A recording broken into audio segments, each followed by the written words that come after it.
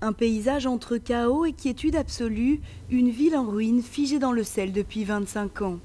Epecuén était une station balnéaire connue pour les eaux salines et curatrices de sa lagune, jusqu'à un matin de 1985 où la ville est engloutie par la montée des eaux.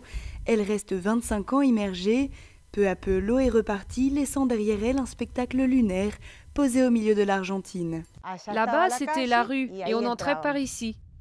Nora vivait ici avec toute sa famille. L'inondation prévue par les autorités locales n'a fait aucun mort, mais elle se rappelle chaque détail de cette journée.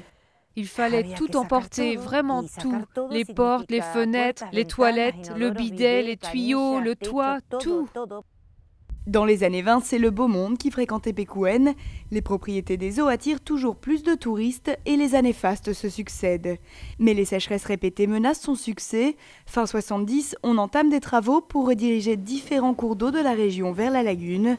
Malheureusement, le chantier ne sera jamais achevé.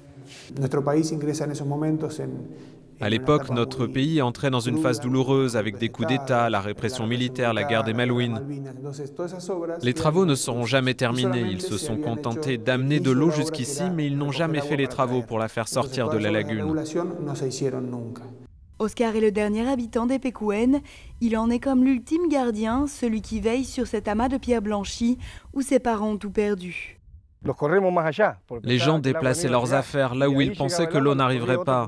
Mais finalement, l'eau montait et il fallait bouger à nouveau, jusqu'à ce que l'eau entre dans les rues et qu'il ne reste plus rien, plus une maison, plus rien. Le sel a rongé petit à petit chaque mur, chaque arbre, chaque parcelle de terre. Mais parmi les décombres, on retrouve quelques objets du quotidien, quelques traces de vie, une vie emportée par chacun, loin de ce paysage tourmenté.